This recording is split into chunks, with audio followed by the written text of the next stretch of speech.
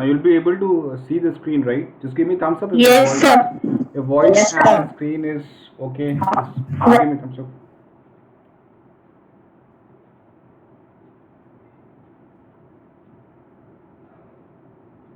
बढ़िया. चलो, laws of liquid pressure हमने पढ़ लिया था. ठीक है.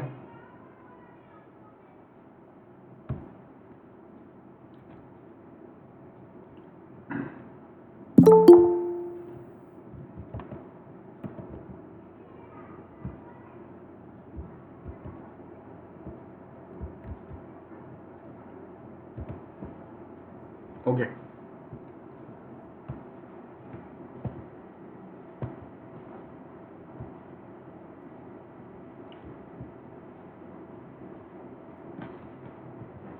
तो ये फॉर्मूला जो है आपको याद रखना पड़ेगा और हमेशा के लिए याद रखना पड़ेगा. 8th में भी मैंने ये फॉर्मूला शायद पढ़ाया था आपको.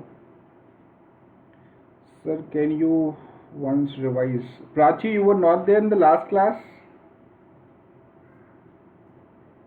इसका जो वीडियो है ये मैंने अभी तक अपलोड नहीं किया हुआ है, प्रीवियस वीडियो. तो मैं प्रीवियस वीडियो आपको अपलोड करके दे दूंगा. Yesterday actually previous video upload नहीं हो पाया है तो मैं अपलोड कर दूंगा. ये जो भी सेशन में लेता हूँ लाइव वो रिकॉर्डेड भी होता है. तो मैं इसको प्रीवियस जो आपका जो सेशन था उसको मैं शेयर कर दूंगा आपके साथ. कोई बात नहीं है, ठीक है. प्रीवियस वीडियोस मैं आपको शेयर कर दूंगा आपके पास, तो आप उसको देख सकते हो, कोई दिक्कत नहीं. और ये वाला वीडियो भी मैं वापस शेयर करूंगा.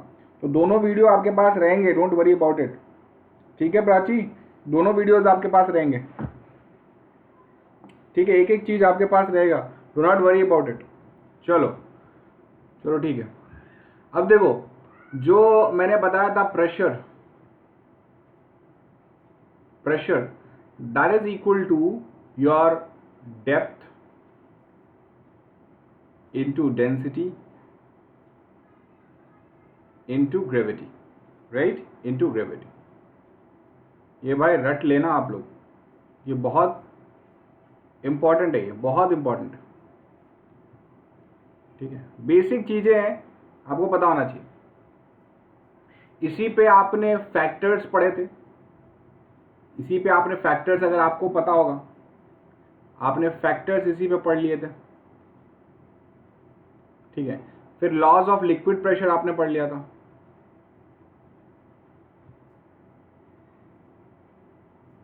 लॉज ऑफ लिक्विड प्रेशर आपने पढ़ लिया था. ये फॉर्मूला याद रहेगा तो ये दो चीजें एकदम चुटकियों में हो जाएगा, आपको रटने की जरूरत नहीं पड़ेगी.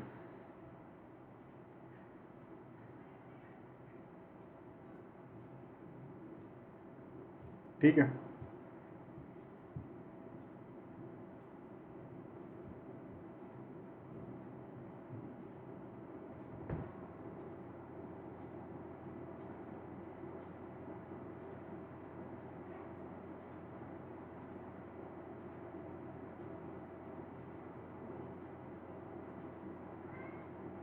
ओके. तो देखो, कुछ एक्सपेरिमेंट्स हैं जो कुछ मतलब लॉज ऑफ लिक्विड प्रेशर को वेरीफाई करती हैं. हालांकि एज सच एक्सपेरिमेंट कुछ पूछा नहीं जाता है. ठीक है, 9th स्टैंडर्ड में आपका एक्सपेरिमेंट एज सच कुछ पूछा नहीं जाएगा, डोंट वरी अबाउट इट. ठीक है, आपके इसके थियरी पार्ट्स पते होने, थियरी पार्ट्स काफ़ी अच्छी तरीके से पता होना चाहिए, कंसेप्ट काफ़ी अच्छी तरीके से क्लियर होना चाहिए. ठीक है, तो वो पूरा जो वेरिफिकेशन है वो आप एक बार रीड करना. ठीक है, जो भी लॉज ऑफ लिक्विड प्रेशर मैंने आपको बताया है 5 पॉइंट्स, ये देखो, ये 5 पॉइंट्स जो मैंने आपको बताए थे, इसी को वेरीफाई कर रहा है. ठीक है, इसी को वेरीफाई कर रहा है. क्या कर रहा है? डेप्थ बढ़ा रहा है तो आपको दिखेगा प्रेशर बढ़ेगा, दैट्स वेरीफाइड. डेंसिटी बढ़ा रहा है तो प्रेशर बढ़ेगा, दैट इज ऑल्सो वेरीफाइड. ठीक है, एक पंप को, एक आपका जो क्या कहते हैं उसमें यू हैव वन मेम्ब्रेन होता है, उसको आप अगर अलग अलग डायरेक्शन में रखोगे तो आपका प्रेशर सेम रहेगा. ठीक है, ये भी वेरीफाई, ये वेरिफिकेशन का कुछ है. ठीक है, तो वो एज सच इतना ज़्यादा इंपॉर्टेंट नहीं है. आपको ये 5 पॉइंट्स बहुत अच्छी तरीके से पता होना चाहिए. If you know this then things are absolutely fine. ठीक है, ओके. चलो, तो ये हो गया. अब यहाँ पे इसके बेस पे कुछ क्वेश्चंस थे, इसके बेस पे कुछ क्वेश्चन है। पहला क्वेश्चन ये है, why is the wall of dam made thicker at the bottom. तो जो डैम होता है ना, डैम, ठीक है, वो कुछ लेट्स से इस तरीके से होता है, मतलब बेस पे थिकर होता है। ये पानी है तो बेस जो होगा ना उस पे वो थिकर होगा। क्यों थिक होगा, क्यों थिक होगा? बिकॉज जैसे जैसे पानी, जैसे जैसे डेप्थ बढ़ेगा वैसे वैसे प्रेशर भी बढ़ेगा। ये पता है आपको, because it is directly proportional to depth, it is directly proportional to depth. तो वॉल्स को थिक बनाना पड़ता है ताकि प्रेशर ये झेल सके। वॉल्स को थिक इसलिए बनाना पड़ता है बॉटम में ताकि ये प्रेशर को झेल सके, अदरवाइज ये वॉल को तोड़ के भी निकल सकता है। अगर वॉल मजबूत नहीं है, अगर वॉल मजबूत नहीं है तो ये इतना प्रेशर होता है इसके पास, इतना एनर्जी होती है कि इसको तोड़ के निकल सकता है वो। इसीलिए at the bottom of a dam the walls are made thicker. I hope इसका कंसेप्ट समझ में आ गया होगा आपको। दूसरा जो डाइवर्स होते हैं, जो सी में डाइविंग करते हैं, राइट, आपने देखा होगा, ठीक है, स्कूबा डाइवर्स के बारे में आपको सुना होगा, स्कूबा डाइविंग करते हैं लोग, ठीक है, तो वो स्पेशल प्रोटेक्टिव सूट पहन के नीचे जाते हैं, ठीक है। I myself have done it but it was so very scary experience that I had, ठीक है। तो उसमें हुआ क्या कि भाई, होता क्या है कि आप लेट्स से कि पानी के अंदर अगर आप जाते हो तो जितना डेप्थ पे जाओगे उतना ज़्यादा प्रेशर होगा, तो आपकी बॉडी उतना ज़्यादा प्रेशर झेल नहीं पाएगी, तो इसलिए एक प्रोटेक्टिव सूट पहनाया जाता है, राइट। देखा होगा आपने कभी मूवीज में या कहीं कुछ देखा होगा, तो प्रोटेक्टिव सूट पहन के अंदर डाइविंग करते हैं, right. Reason, because at some depth you have a high pressure, and in order to sustain that pressure you wear that particular suit, right? ठीक है, तो ये दो क्वेश्चंस बनते हैं गिव रीजन के टाइप पे, तो गिव रीजन आपको इस तरह के क्वेश्चंस को देना पड़ेगा, ठीक है, ठीक है। Now let's move to very important topic, that is transmission of pressure in liquid. Transmission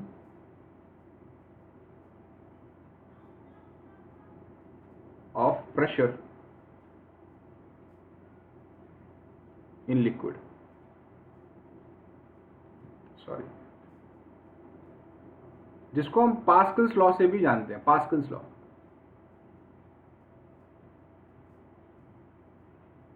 बहुत इंपॉर्टेंट है, बहुत छोटी छोटी चीज़ है, जो इंस्ट्रूमेंट्स आपने देखी होगी, ठीक है, वो कहीं ना कहीं पास्कल्स लॉ से भी बहुत ज़्यादा प्रेरित है, ठीक है, मतलब यूज़ में किया हुआ है पास्कल्स लॉ को। अब इसका होता क्या है, मैं एक बहुत ही सिंपल लैंग्वेज में बताऊंगा और उसको ये भी बताऊंगा कि इसका यूज़ क्या है, ठीक है।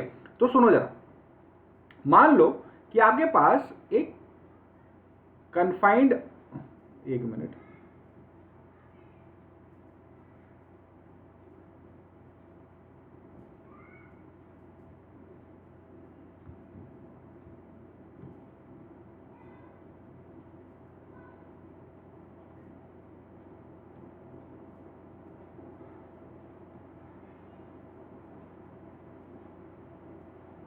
ठीक है, अब ये डायग्राम अच्छा नहीं है पर चल जाएगा,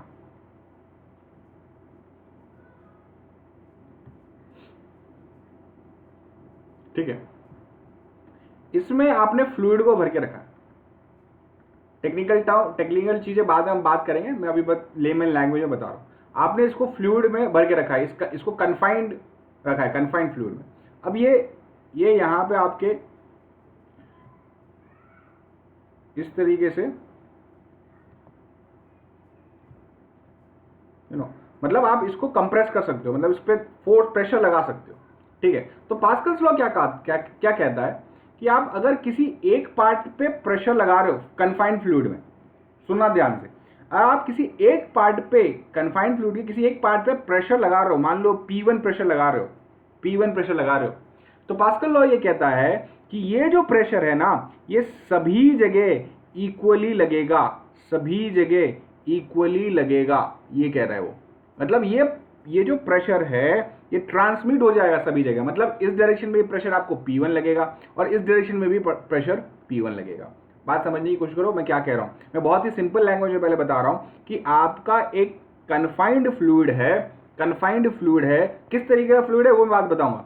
अब ये फ्लूइड को अगर इस पे आपने अगर प्रेशर लगाया, P1 प्रेशर लगाया, तो ये प्रेशर सभी जगह ट्रांसमिट होगा, सभी जगह इक्वली ट्रांसमिट होगा और परपेंडिकुलर टू द सरफेस होगा, परपेंडिकुलर टू द सरफेस होगा। बात समझ में आई? बात समझ में आ गई? ठीक है। अब देखो, अब इसका लॉ का स्टेटमेंट सुनो, एक एक वर्ड ध्यान से सुनना, मैं एक एक वर्ड को समझाऊंगा। क्या कहा है? whenever any pressure is applied, whenever any pressure is applied to any part, किसी भी पार्ट पे कुछ भी प्रेशर अगर अप्लाई करते हैं तो any part of the boundary of a confined fluid, किसी बाउंड्री पे किसी कन्फाइंड फ्लूइड, इसको कन्फाइंड क्यों कहते हैं? क्योंकि इसको रोका गया है, फ्लूइड को रोका गया है, कन्फाइन किया गया है। ठीक है। whenever any pressure is applied to any part of the boundary of a confined fluid, it is transmitted equally, मतलब ये जो प्रेशर है जो आपने इस पे लगाया, it is transmitted equally in all the direction, in all the direction, irrespective of area. ये ध्यान रखना, ये बहुत इंपॉर्टेंट चीज है, इररेस्पेक्टिव ऑफ एरिया। इसका मतलब क्या है? इसका मतलब क्या है? चाहे ये जो है ना, ये बहुत छोटा हो या बहुत पतला हो, बहुत मोटा हो, कुछ फर्क नहीं पड़ेगा। अगर P1 इस पे लगा है तो इस पे भी P1 लगेगा, इस पे भी P1 लगेगा, इस पे भी P1 लगेगा, जितने भी एरिया वहां पे सब P1 लगेगा। ठीक है। तो irrespective of the area on which acts and always acts at right angle to the surface of the containing vessels, and always acts at the right angle to the surface of the containing vessel. जरा मुझे बताओ, क्या आपको ये पूरा law समझ में आया? क्या एक एक वर्ड समझ में आया? क्या इसका मतलब क्या है? थम्स अप करके बताओ मुझे, थम्स अप करके बताओ। अगर नहीं समझ में आया तो बोलो रिपीट, मैं रिपीट करने के लिए भी रेडी हूं, डोंट वरी अबाउट इट।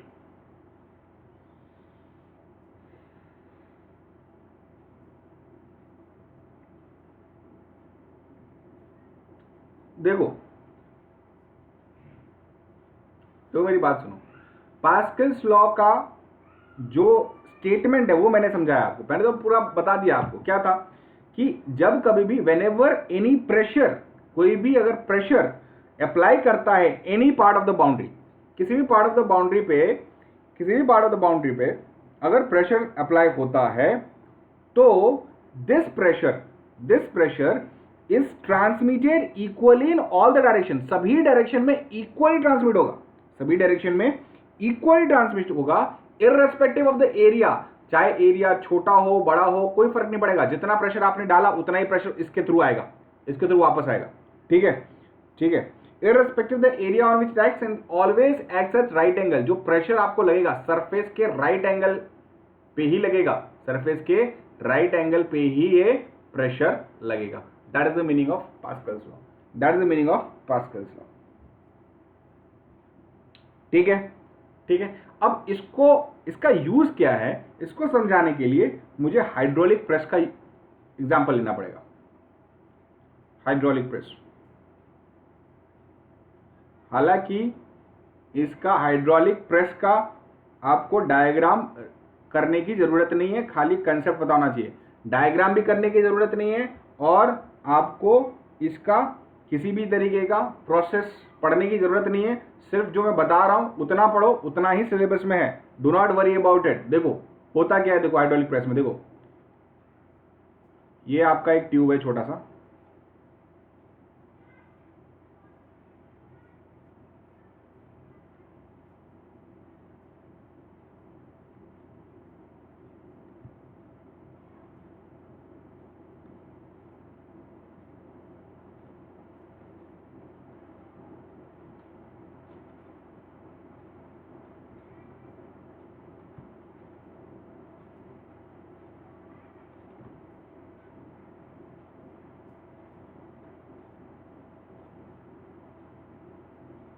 ठीक है, ये दो ट्यूब है।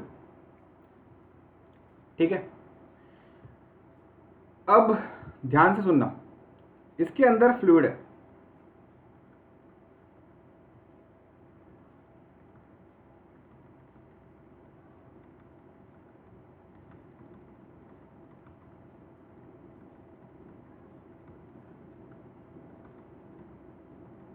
ठीक है, इसके अंदर फ्लूइड है।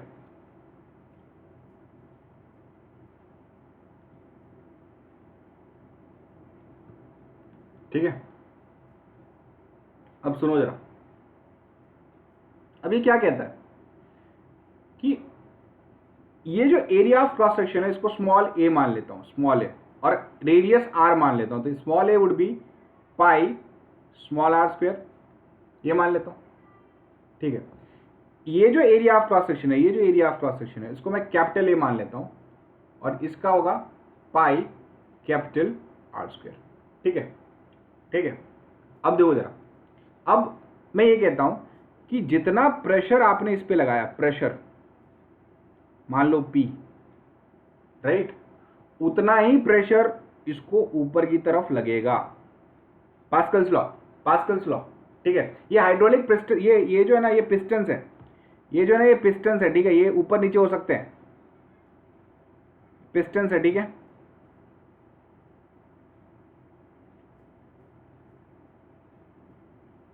ठीक है, ये ऊपर नीचे हो सकता है। तो ये क्या कहने का मतलब है कि जितना प्रेशर आपने इसको इस तरफ लगाया उतना ही प्रेशर आपको ऊपर की तरफ लगेगा। ये बात क्लियर है, ये बात क्लियर है। ठीक है, अब सुनो, अब सुनो, अब देखो, प्रेशर क्या होता है? Force upon area. प्रेशर क्या होता है? Force upon area. मान लो इस पे जो फोर्स है वो मान लो F1 है। ठीक है, तो इस पे जो फोर्स आएगा ऊपर वो मान लो F2 है, मान लो F2 है। ठीक है, अब देखो जरा, अब देखो, अब देखो, क्या आपको पता है आपका जो प्रेशर है P, that is equal to F1 times small a, right? ये इसके बराबर है। अच्छा, क्या ये आपका P F2 बाई कैपिटल ए के बराबर भी हो सकता है? राइट, सेम है, राइट? तो दोनों को अगर आप इक्वेट करोगे, दोनों को आप इक्वेट करोगे, F1 by small a is equal to F2 by capital A. ठीक है, तो this implies F1 by small a times capital A is equal to F2। ये पता है आपको, F1 by small a times capital A is equal to F2। अच्छा, अब सुनो, अब मेरी बात सुनो, अब मेरी बात सुनो। मान लो कि ये जो एरिया है, ये जो एरिया है that is 0.02 metre square. Example ले रहा हूं 0.02 मीटर स्क्वायर। ठीक है, और ये जो एरिया है ये मान लो 0.2 मीटर स्क्वायर, 0.2 मीटर स्क्वायर। ठीक है, F1 आपने मान लो 10 न्यूटन दिया। कितना दिया? 10 न्यूटन दिया। मुझे पता करना है कि मेरा F2 कितना आएगा, मेरा फोर्स कितना आएगा। कमेंट में आंसर चाहिए मुझे, कमेंट में आंसर चाहिए मुझे, फटाफट कमेंट में मुझे आंसर चाहिए।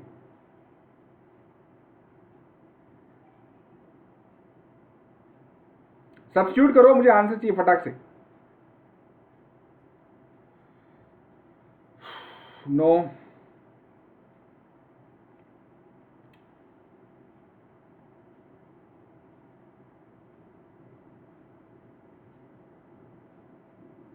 इसको कैलकुलेट करके दो आंसर भाई। लक्ष्य,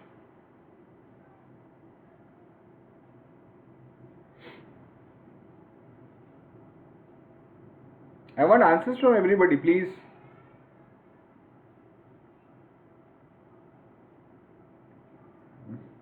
कैसे कैसे कैसे कैलकुलेट कर रहे हो आप लोग? कैसे कैलकुलेट कर रहे हो?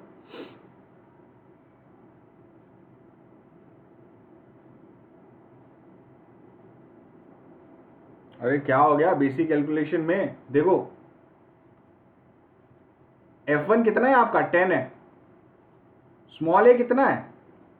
2/100। ये कितना है? 2/10। ये 2 कट के कट हो गया, ये 10 कट हो गया, ये ऊपर चला गया भाई। कितना हो गया? 100 न्यूटन आया कि नहीं आया? अरे कहाँ हो सबके सब यार, कहाँ हो?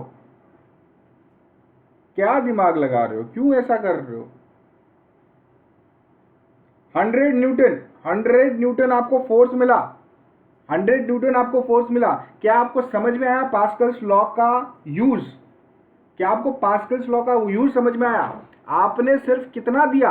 आपने 10 न्यूटन ही दिया। मिला कितना आपको? मिला कितना आपको? मिला आपको 100 न्यूटन का फोर्स, मिला कितना आपको 100 न्यूटन का फोर्स मिला, 100 न्यूटन का फोर्स मिला, ठीक है। मतलब आप छोटा वैल्यू का फोर्स लगा के किसी ऑब्जेक्ट को ऊपर लिफ्ट कर सकते हो, किसी ऑब्जेक्ट को लिफ्ट कर सकते हो।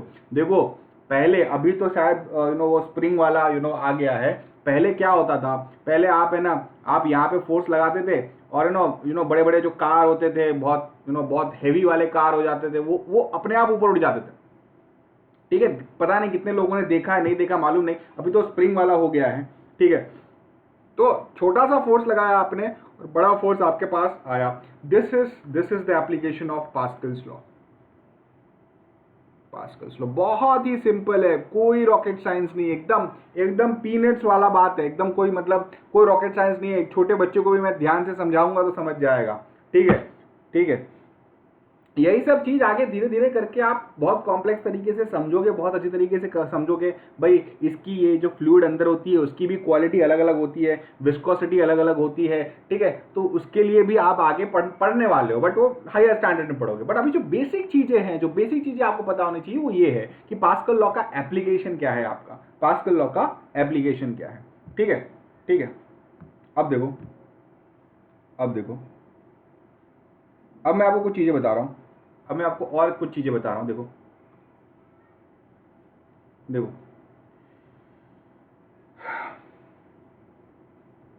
जहां पे फोर्स आप अप्लाई करते हो ना उसको एफर्ट कहते हैं। क्या कहते हैं? एफर्ट। आपने एफर्ट लगाया। और जहां पे आपको फोर्स मिलता है, जो आपको फोर्स मिलता है उसको लोड कहते हैं। उसको क्या कहते हैं? लोड, ठीक है, ठीक है, ठीक है। अच्छा, जिस जिस आपने पिस्टन पे, जिस पिस्टन पे आपने एफर्ट लगाया उसको कहते हैं pump, pump plunger, pump plunger या पंप पिस्टन, पंप प्लंजर और पंप पिस्टन, पंप प्लंजर या फिर पंप पिस्टन। और जहां से आपको मिला है, मतलब ये भी एक आपको पिस्टन पे ही मिला होगा, ठीक है, इसको कहते हैं प्रेस, प्रेस प्लंजर। ये याद रखना, प्रेस प्लंजर, ठीक है, या प्रेस प्रेस पिस्टन, दोनों में से कोई एक, प्रेस प्लंजर या फिर प्रेस पिस्टन, ठीक है, ठीक है। अच्छा, अच्छा, अब देखो, अब देखो, आप देखो, तो आपने देखा कि F1 by small a is equal to F2 by capital A, ठीक है। अच्छा, अच्छा, F1 क्या है आपका? F1 आपका एफर्ट है अपॉन स्मॉल ए। F2 क्या है? F2 आपका लोड है अपॉन कैपिटल है, ठीक है, ठीक है। तो तो यू नो ये ये कैपिटल ए इधर जाएगा, स्मॉल ए इधर जाएगा, और ये हो जाएगा load upon effort, load upon effort. ये जो लोड अपॉन एफर्ट है ना, ये जो लोड अपॉन एफर्ट है ना, इसको कहते हैं मैकेनिकल एडवांटेज, मैकेनिकल एडवांटेज, जिसको हम MA लिखते हैं, मैकेनिकल एडवांटेज, मैकेनिकल एडवांटेज, ठीक है, that is load upon effort. अच्छा, अब देखो, ये जो A है इसको मैं लिखता हूं capital pi, sorry pi capital R square divide by pi small r square, ये कैंसिल हो जाएगा। तो आपका क्या हो जाएगा? That is load upon effort. Now this load upon effort is equal to capital R by small r का whole square. अच्छा, ये मैकेनिकल एडवांटेज क्यों कहते हैं? देखो, मैकेनिकल लोड कितना मिला आपको? 100 मिला प्रीवियस वाले में, और एफर्ट कितना डाला था आपने? 10 डाला, तो आपको फायदा कितने का मिला था? 10 का मिला था, 10 के मल्टीपल का फायदा मिला था। So this is your mechanical advantage. आपने एडवांटेज कितना उठाया उसका? सो 10 टाइम्स उठाया, आपने 10 दिया तो मिला कितना आपको? 100। That is the meaning of mechanical advantage, that is the meaning of mechanical advantage, ठीक है। थम्स अप करके बताओ समझ में आया क्या?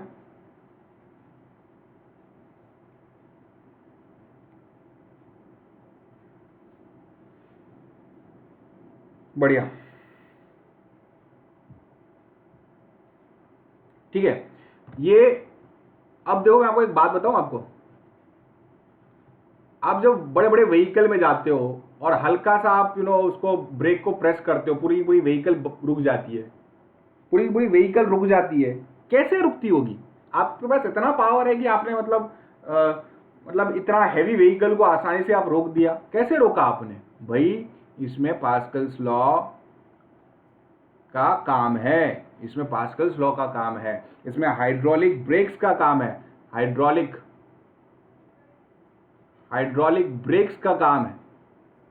ठीक है, आपने पास्कल्स लॉ को यूज करके हाइड्रोलिक्स ब्रेक्स बनाया, हाइड्रोलिक प्रेस बनाया। ठीक है, ठीक है।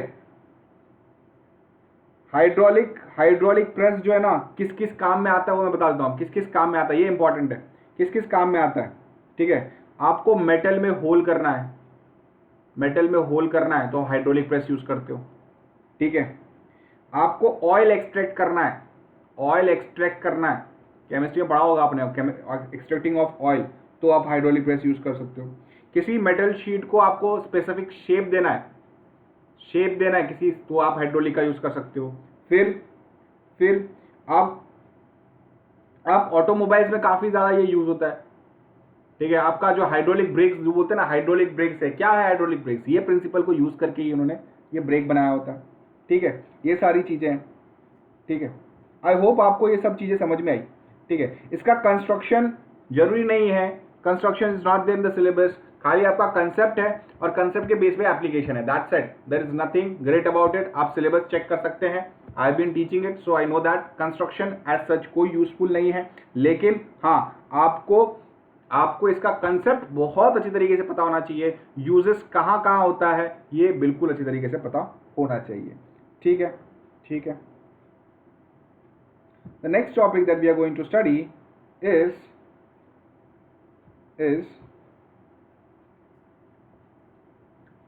atmospheric pressure. Atmospheric pressure.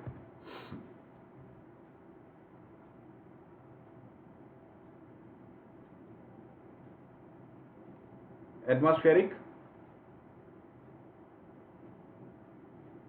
pressure. Atmospheric pressure पढ़ने वाला है। ठीक है,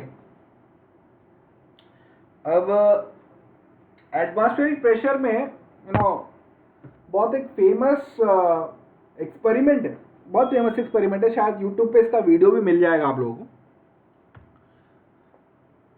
एक्सपेरिमेंट क्या है कि एक प्रोफेसर ने क्या किया था, अब इसमें आपने 8th स्टैंडर्ड में भी पढ़ा, अगर मेरे से पढ़ा है आप लोगों ने तो मैंने तो इसको पढ़ाया था, शायद आप लोगों को याद होगा। एक टिन लिया, ठीक है, उसमें पानी रखा, वाटर,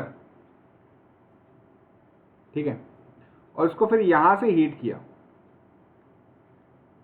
ठीक है, इसको हीट किया।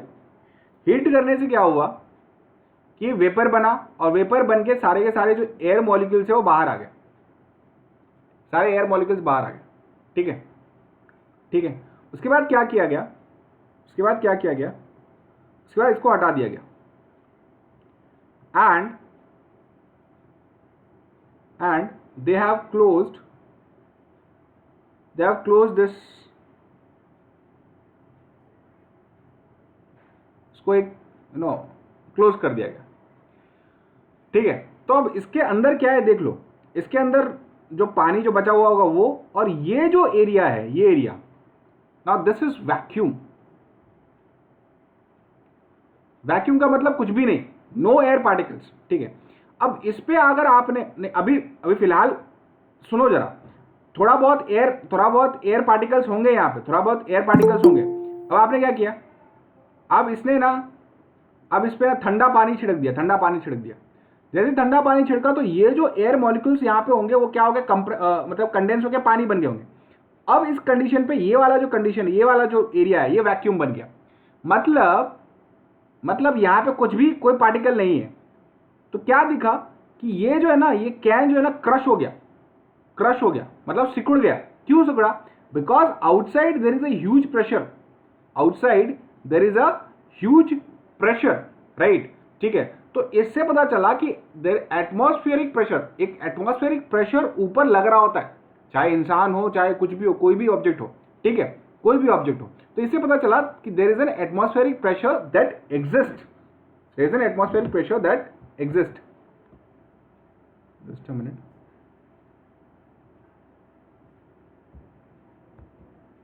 Okay, there is an atmospheric pressure that exist. अच्छा, अब मैंने थोड़ी देर पहले पढ़ाया था आपको कि फ्लूइड में air is also considered as fluid, right. अच्छा, एयर के पास अगर मास है तो उसका वेट होगा, और वेट है तो प्रेशर एक्सर्ट करेगा सरफेस पे, प्रेशर एक्सर्ट करेगा सरफेस पे, ठीक है। एक एक्सपेरिमेंट के तहत यह पता चला गया कि atmospheric pressure is 10 to the power 5 pascal. What do you mean by that? Approximately 10 to the power 5 pascal, मतलब 1 मीटर स्क्वायर में, 1 मीटर स्क्वायर एरिया में 10 to the power 5 न्यूटन का प्रेशर फोर्स लगता है। Can you imagine?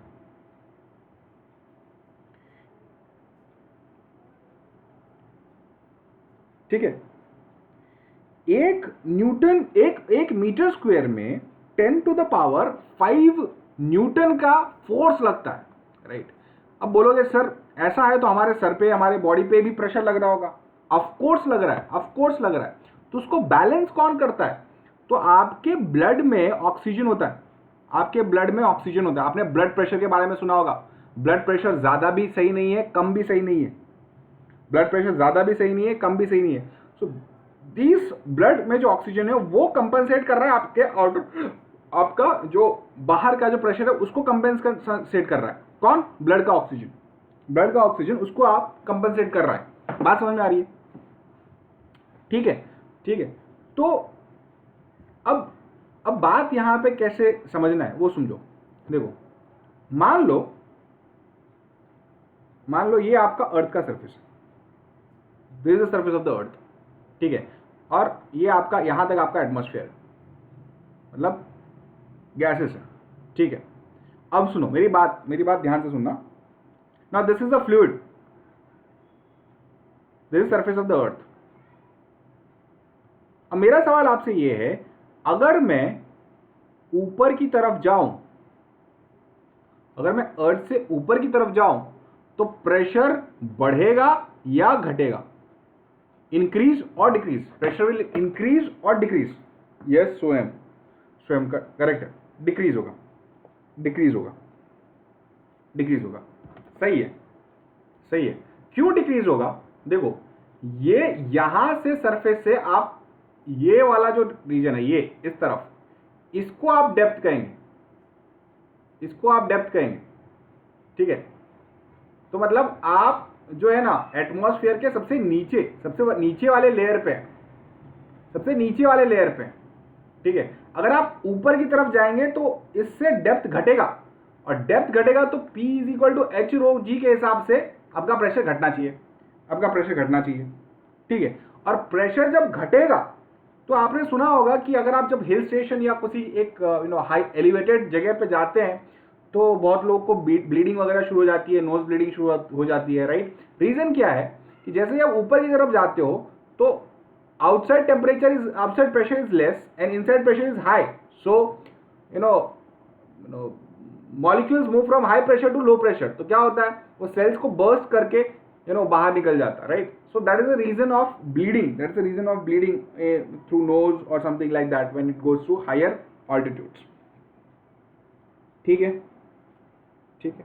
so this is your atmospheric pressure, this is your atmospheric pressure, ठीक है। तो ये चीजें आपको आसानी से पता होगी। Now you need to know how to measure the atmospheric pressure, measurement of atmospheric pressure, measurement of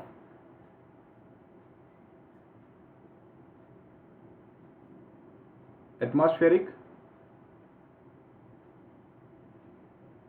pressure. किस तरीके से आप मेजर करते हैं, किस तरीके से आप मेजर करते हैं?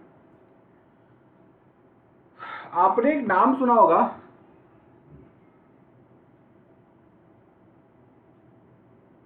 मर्क्यूरी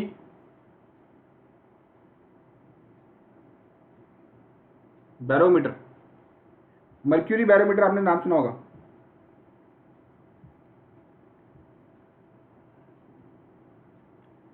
ठीक है,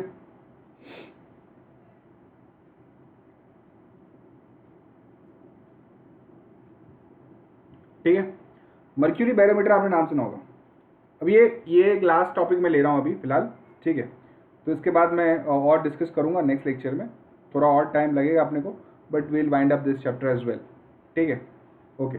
नाउ सो होता क्या है मर्क्यूरी बैरोमीटर में कि आप एक 100 सेंटीमीटर का टेस्ट ट्यूब ले लो,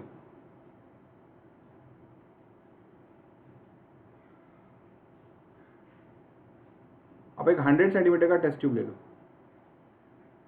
ठीक है, 100 सेंटीमीटर, उसको पूरा कंप्लीटली मर्क्यूरी से फिल कर दो,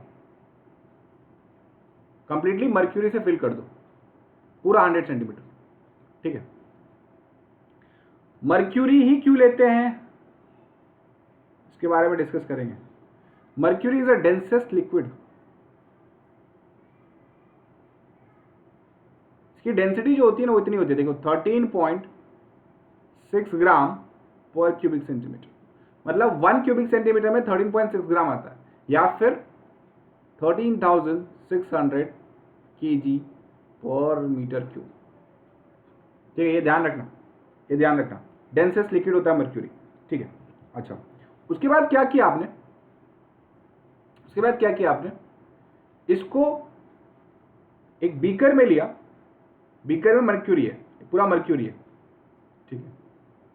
अगर किसी को पता है तो मुझे बता सकता है कि भाई ये ऐसे कर्व में क्यों बना रहा हूं मर्क्यूरी के, ऐसे कर्व क्यों बना रहा हूं मर्क्यूरी के, ये कोई अगर मुझे बता पाएगा तो it would be very great.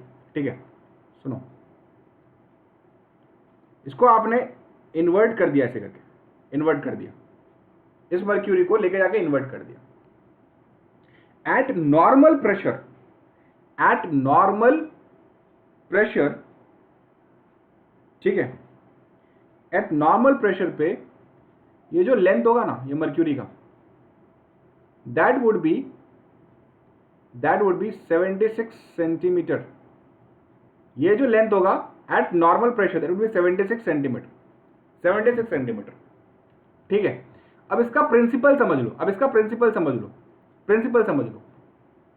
देखो ये बाहर से एक्सपोज है, एयर से एक्सपोज है, तो जितना प्रेशर यहां पे लगेगा, जितना प्रेशर यहां पे लगेगा उतना ही प्रेशर इस डायरेक्शन में लगेगा। तो ये जो कॉलम है लिक्विड का, ये जो कॉलम है लिक्विड का, ये आपका बैलेंस करेगा किसको, एटमॉस्फेरिक प्रेशर को। समझो, यहां पे प्रेशर लगाया तो यही प्रेशर यहां पे भी होगा, मतलब ये दोनों को बैलेंस कर रहा है, ये प्रेशर इस प्रेशर को बैलेंस कर रहा है, ठीक है। तो ये जो कॉलम है पूरा लिक्विड का, ये बैलेंस करेगा आपके एटमॉस्फेरिक प्रेशर का। तो अगर आप सब्स्टिट्यूट करोगे P is equal to H rho G, देखो H कितना 76 सेंटीमीटर, मतलब 76/100 मीटर, डेंसिटी कितना है 13,600, और G कितना है 10 है। तो आप इस सबको कैंसिल करोगे तो आपको अप्रॉक्सीमेटली 10⁵ पास्कल मिलेगा, which is equal to atmospheric pressure, which is equal to atmospheric pressure.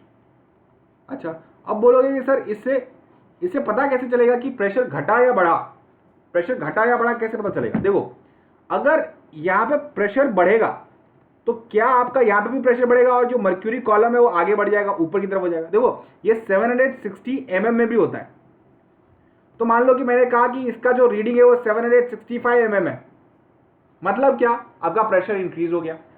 अच्छा, जैसे ही प्रेशर घटेगा तो इसका मर्क्यूरी कॉलम जो नीचे आ जाएगा, मान लो मैं कहता हूं कि 755 mm हो गया, मतलब क्या होगा, प्रेशर घट गया। कितना घट गया वो भी बता सकते हो आप, कितना घट गया वो भी बता सकते हो। आई थिंक बात समझ में आई, आई थिंक बात समझ में आई। अच्छा, एक और चीज, ये जो एरिया देख रहे हो, ये एरिया, ये वैक्यूम होता है, ये वैक्यूम होता है, इसको कहा जाता है टॉरिसिलियन vacuum, टॉरिसिलियन vacuum,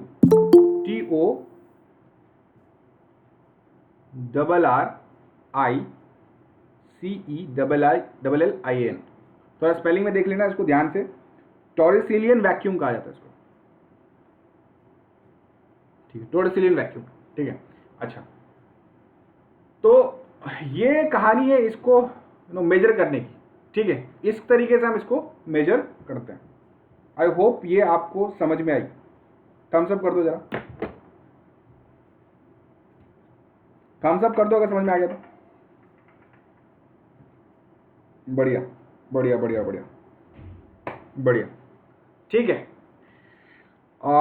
we'll have to wind it up now because I have some other lecture as well, right? Just a minute. Now who is joining? I don't know, its time is already over. Okay, ठीक है, whatever. तो ये lecture का video और previous lecture का video, दोनों ही video मैं आपको पोस्ट कर दूंगा, ठीक है, ग्रुप में। अगर चीज़ें नहीं समझ में आई तो वापस से देखना, समझ में आ जाएगा। और नहीं भी समझ में आएगा तो भी वापस मुझे मैसेज करना, व्हाट्सएप करना, I will make you understand. It is yes, I haven't finished yet, wait wait wait bye sir, wait wait, ठीक है, ओके। तो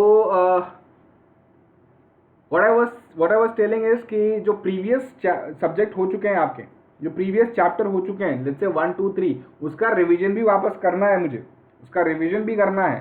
सो विल ट्राई टू बैलेंस कि जो आपने ऑलरेडी कर लिया है उसका रिवीजन भी होगा एंड प्लस आगे भी सिलेबस हम बढ़ाते जाएंगे, ठीक है। So will have to wind it up.